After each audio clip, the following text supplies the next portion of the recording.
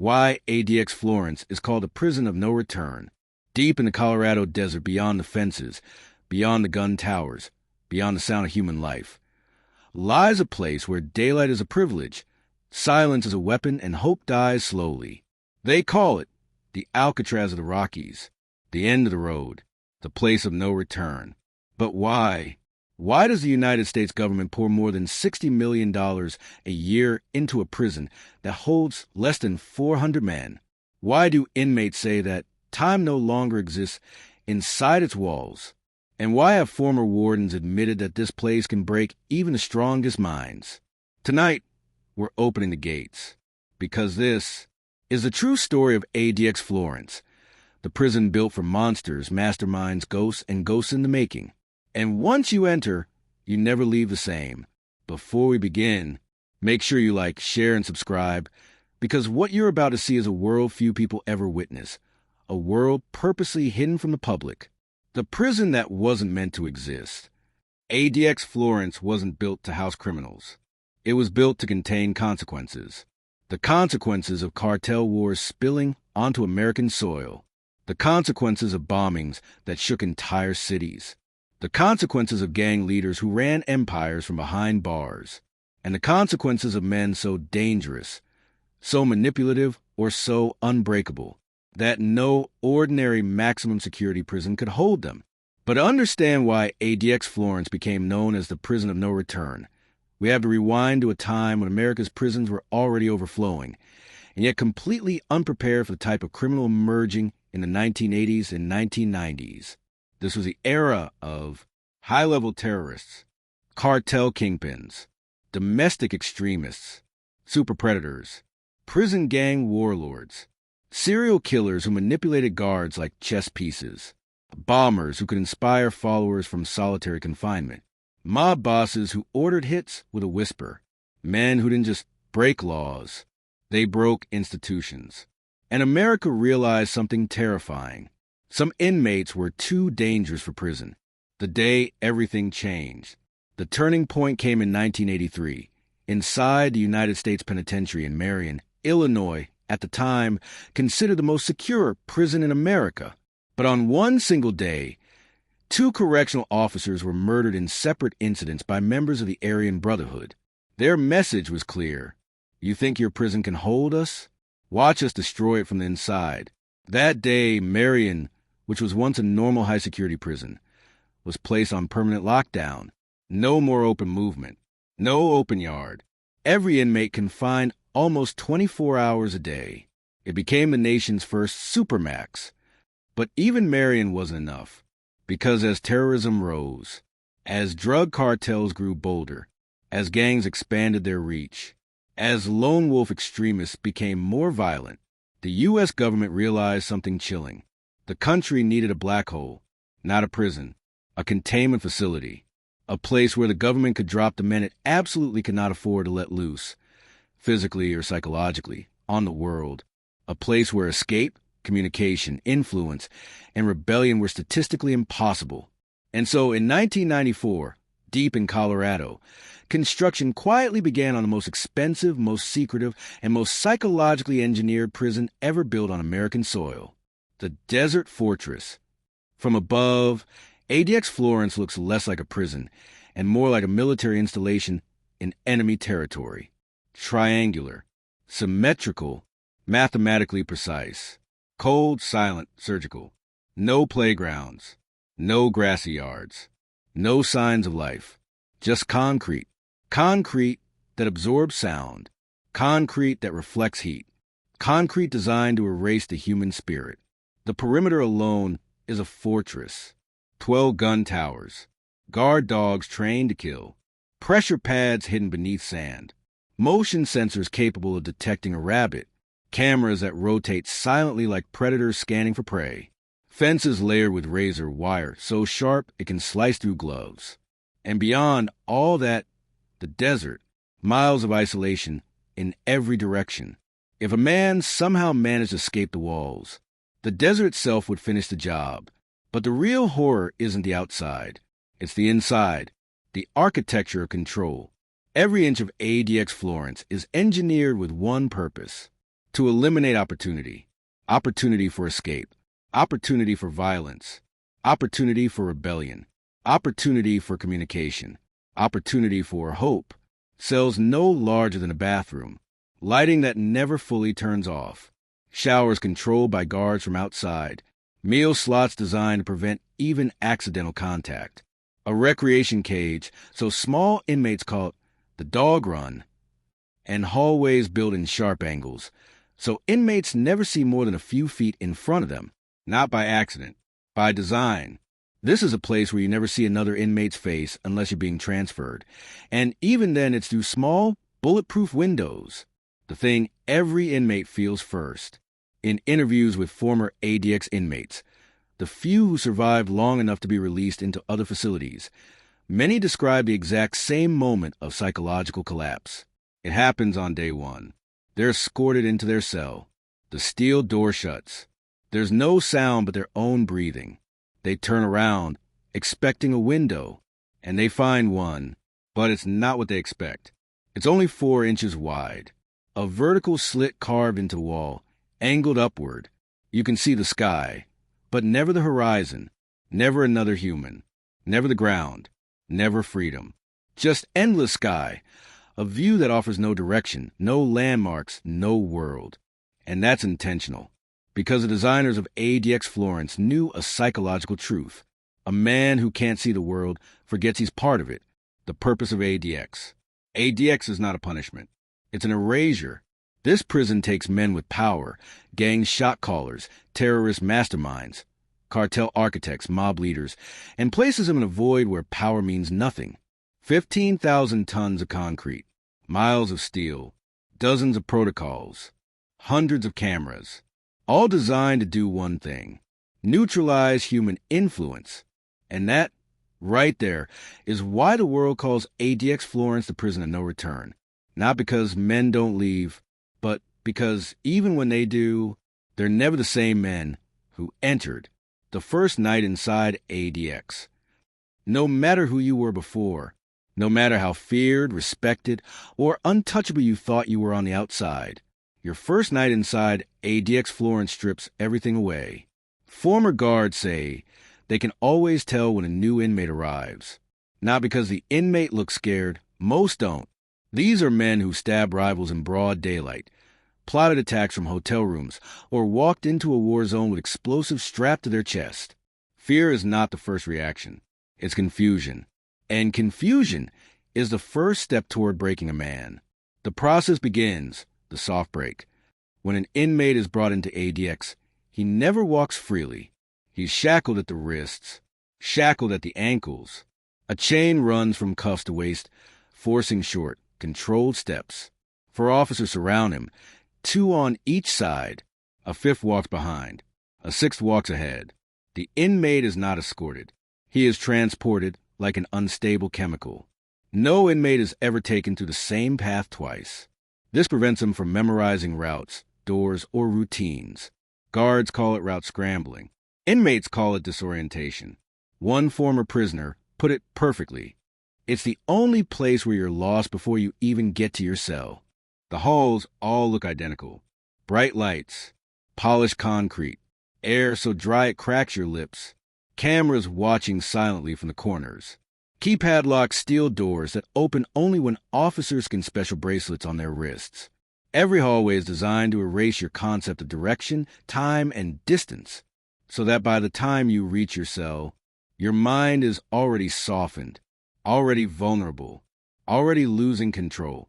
That first slam of the door, every inmate remembers the sound. When they step into their ADX cell, the door behind them slides shut, followed by a heavy metallic clang that echoes down the tier. That sound is final.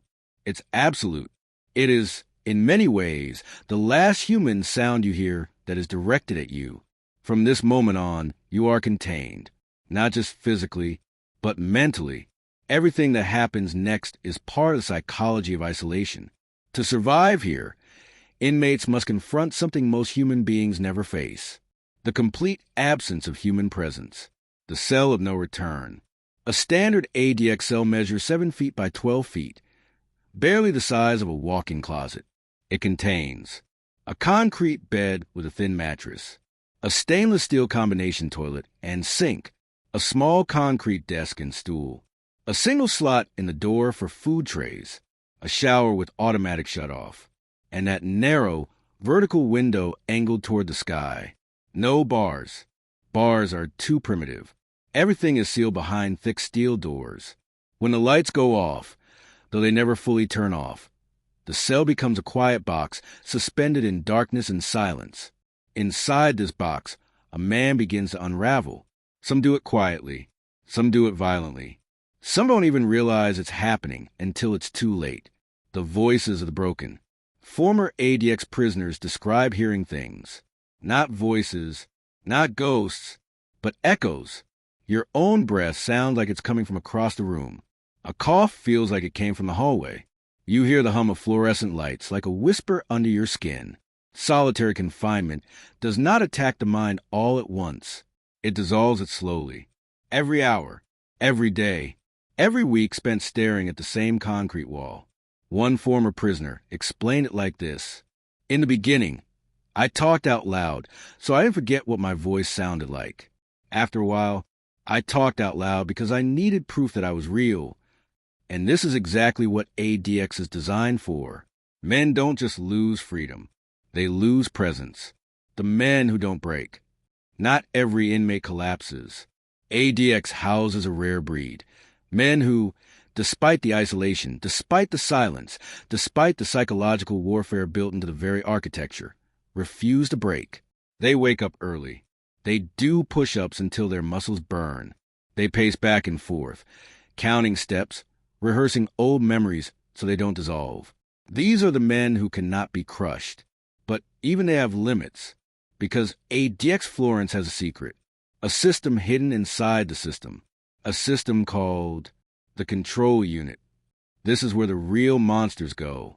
Terrorist masterminds, gang shot callers who run empires through coded letters, mob bosses who manipulate guards with a smile, domestic extremists capable of influencing followers from behind bars.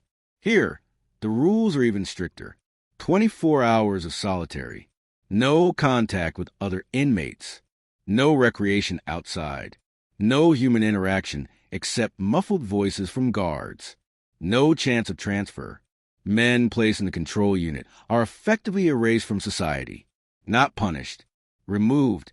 Some stay here for decades, a few for life, and it's inside this unit where some of the darkest stories of ADX Florence emerge. Stories of men who lose their grip on reality.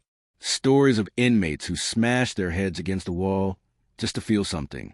Stories of prisoners who go blind from staring at the same concrete surface for years.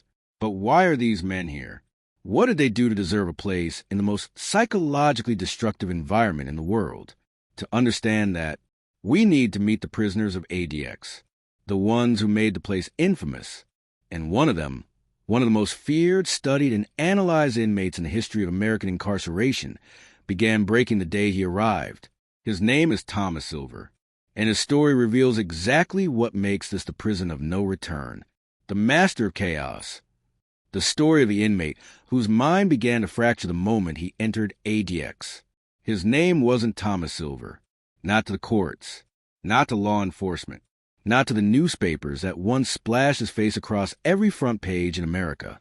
But inside ADX Florence, real names don't matter. Only danger does. So inmates use nicknames, labels, titles, and Silver had one, the master of chaos.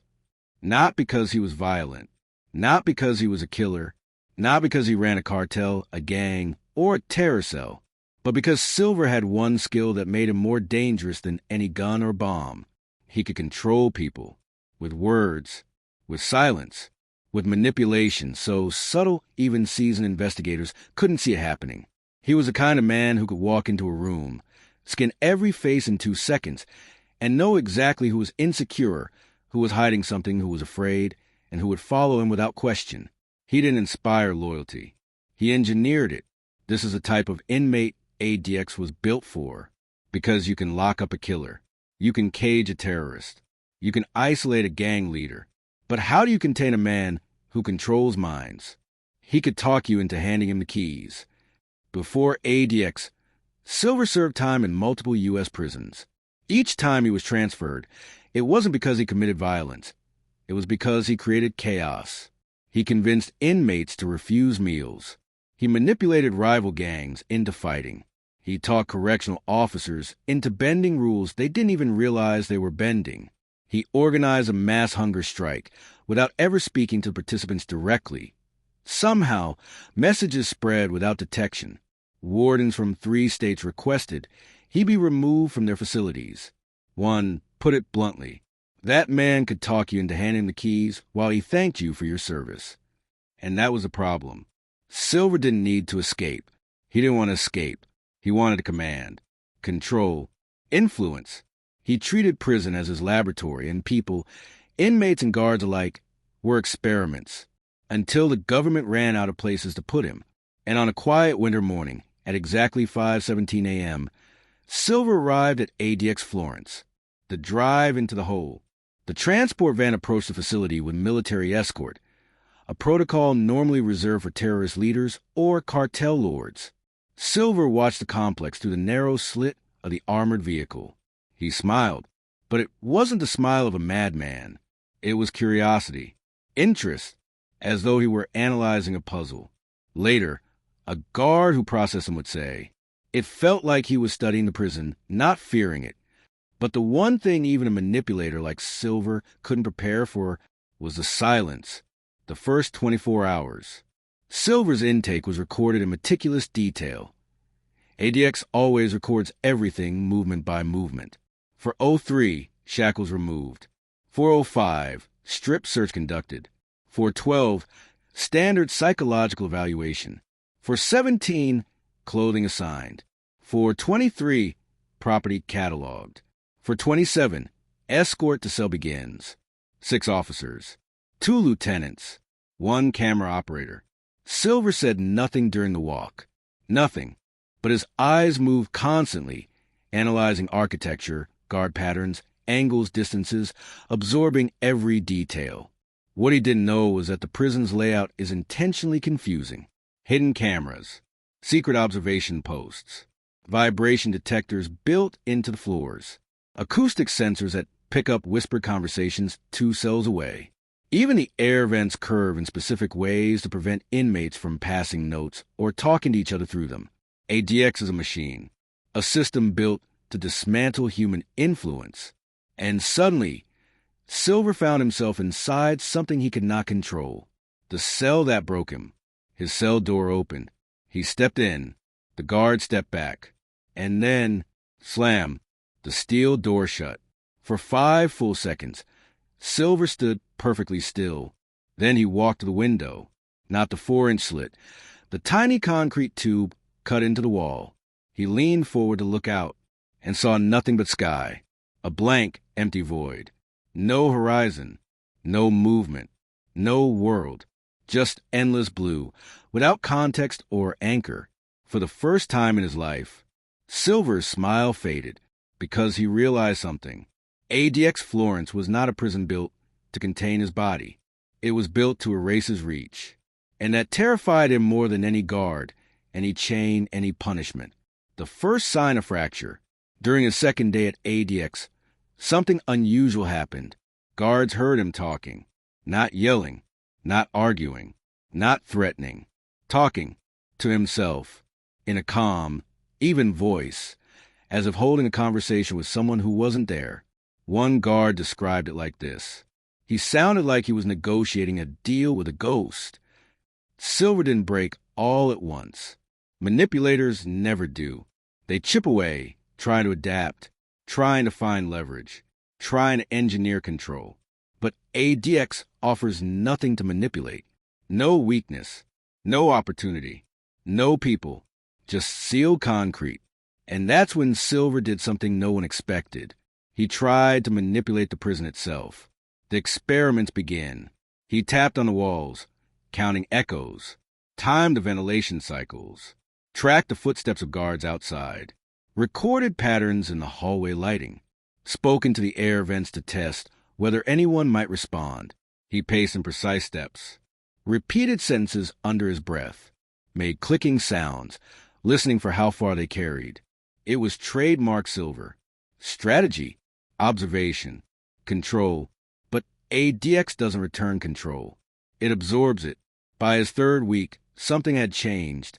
He no longer spoke constantly. He whispered, then murmured, then fell completely silent. And that's what worried the guards most. Because when the master of chaos goes silent, chaos is coming. The breaking point. It happened on day 46.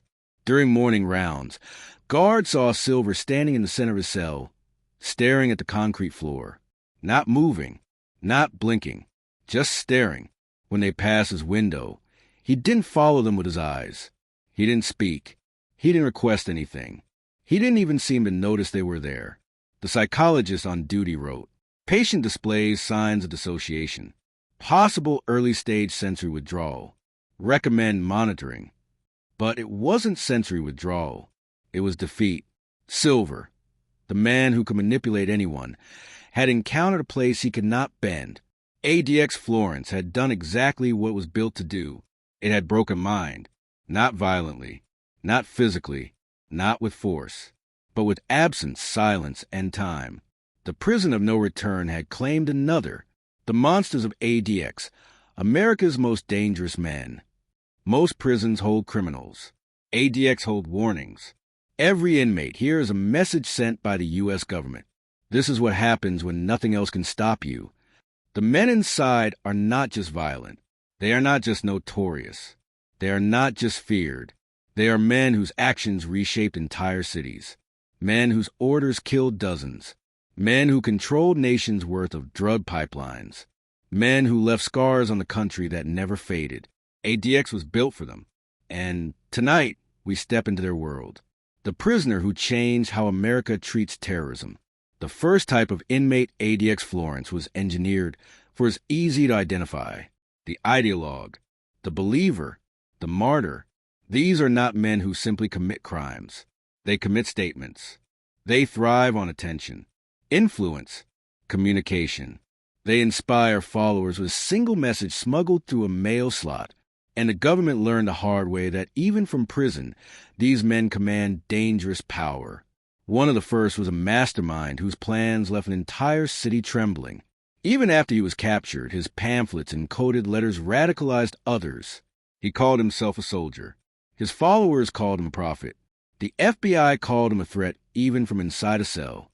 At ADX, he lives in silence now. But every guard who walks past his door remembers the warning issued by federal intelligence. If this man communicates with anyone, even once, people will die. That is a type of threat ADX neutralizes.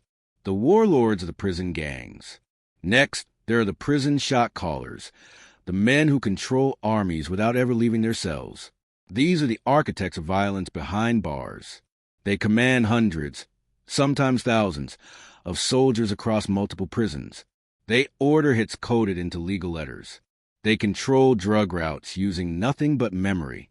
They negotiate alliances with a word whispered through plumbing pipes. One such gang leader, a man with life sentences stacked like dominoes, arrived at ADX with a reputation so violent that several states refused to house him. In other prisons, he sparked riots. At ADX, he saw an empty cell, no lieutenants to speak to, no soldiers waiting on orders, no rivals to intimidate. His empire dissolved the moment the steel door closed. That is why prison gang leaders fear ADX more than death. Here, they are nobody, the cartel strategists. Then there are the cartel men, not the ones who pull triggers, but the ones who pull strings. These are the logisticians, the accountants of blood, the silent architects behind billion-dollar drug routes, men who can destabilize an entire border state from inside a regular prison. One cartel strategist in ADX was known for memorizing the names, birthdays, and addresses of every member in his organization, thousands of individuals, so he never needed written records. From other prisons, he orchestrated assassinations with a single coded sentence. But inside ADX, his voice carries nowhere. His letters are screened by multiple agencies. His visits are monitored behind thick glass. His phone calls are controlled and cut off instantly if monitored agents detect coded language. He is isolated not because he is violent, but because he is too intelligent to be free anywhere else. The lone wolves. Perhaps the most haunting inmates of ADX are the lone offenders, the ones who didn't need gangs, cartels, or networks. They needed only themselves. One created chaos across multiple states with a backpack of explosives. Another kidnapped and murdered dozens over years without leaving a single trace. Another engineered a chemical compound that could kill thousands with a teaspoon. Inside ADX, they sit in silence. Men whose minds once terrorized governments reduced to pacing concrete floors in circles.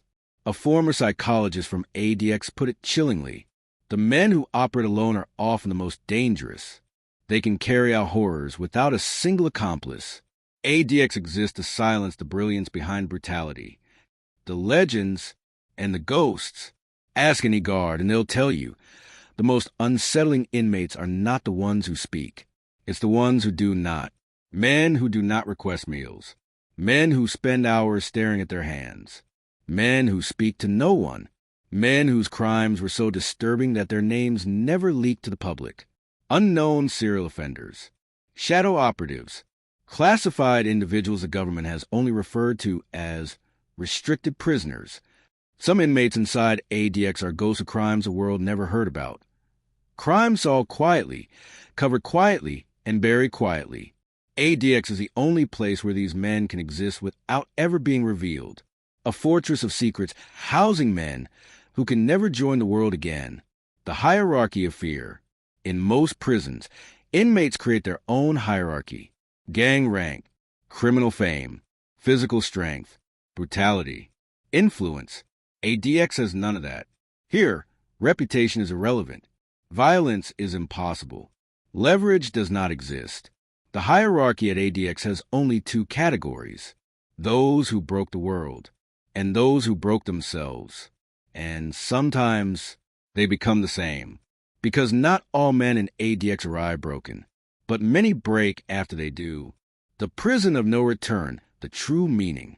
So why is ADX Florence called the prison of no return? It's not because inmates never leave. Some do, after decades of isolation. Some are transferred to lower security prisons. But the version of themselves that leaves is not the version that entered. Their spirit is gone.